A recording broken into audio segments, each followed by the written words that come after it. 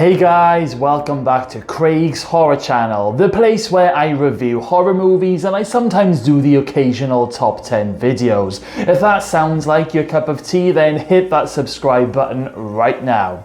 Okay, so in today's video, I am going to be taking a look at Orphan, a 2009 horror thriller about a couple called Kate and John who end up adopting a little girl called Esther. However, something isn't quite right with Esther. Let's just put this out there. Esther is a complete nutjob. Esther starts to physically and mentally abuse this family. Apart from the adoptive dad, John, Esther wants something else from John. This movie is a genuinely interesting, shocking movie with one hell of a juicy twist that none of us saw coming when we first saw it. So let's talk about the things that I just love about this movie. And first things first, the cast. The cast that they chose are just spot on. We have Vera Farmiga playing Kate, whom a lot of you guys will know as the woman who plays Lorraine Warren in the Conjuring movies. We also have Peter Sarsgaard playing John, and I just love Kate and John's relationship in this movie. It was a great casting in my opinion, and you genuinely feel that you're stepping into a real life couple's family. So let's talk about the story of this movie, because this isn't your typical horror film. This has more thriller than horror, at least for the first two acts, with the exception of a brutal killing of a nun. But we follow Esther, who joins this family, and at first everything seems okay, but as time goes by, we learn that Esther is totally messed up. Esther ends up pushing a kid off the top of a slide, causing this girl to break her leg.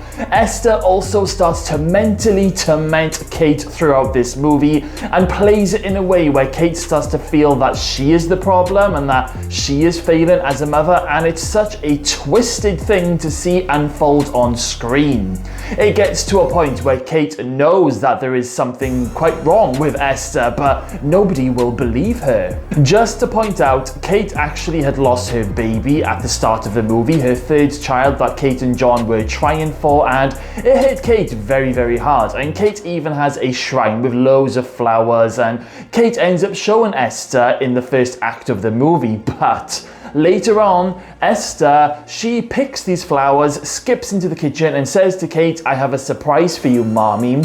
And Kate's face just says it all. And when Kate goes to grab the flowers off Esther, Esther starts to scream out, and she's trying to make out that like Kate is attacking her and hurting her. But the most messed up part is that Esther later on goes into the basement, puts her arm in a vice and breaks her own arm, making it look like that Kate had done it during that little scuffle in the kitchen. Esther also torments the other children in the household, Daniel and Max. Now, Esther threatens Daniel with a razor blade in one scene while he's sleeping in his bed, and Esther, she forces Max to help her get rid of a dead nun that Esther had just killed.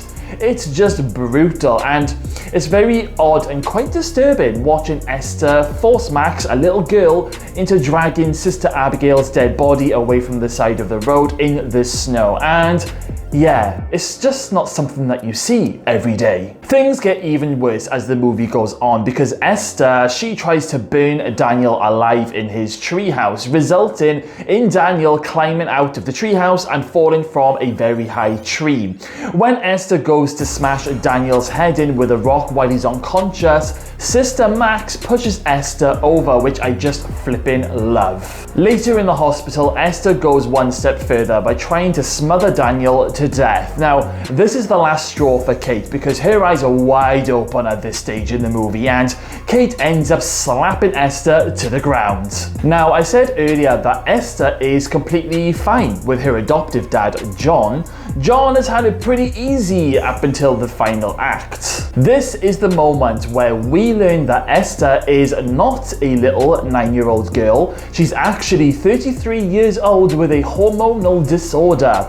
She's also a very dangerous psychopath who escaped from a mental institution, and for most of her life she has been passing herself off as a little girl in order to be adopted by families and to try and seduce their dads. Now, when she doesn't get her own way, she kills the families. Oh shit. This is all revealed just as Esther is trying to seduce an intoxicated John. Now, luckily, John pushes Esther away because, I mean, at this stage in the movie, John thinks that Esther is a 9-year-old girl, so yeah. But when John rejects Esther, this is when Esther gets tipped over the edge and goes on her own killing spree. Poor John. He might have had it easy in the first half of this movie, but he really does meet his maker by the end. The storyline in this movie is unique. I know we've seen similar movies over the past 20, even 30 years, but I think this movie just does it in such a way that you're just glued to the screen the whole time.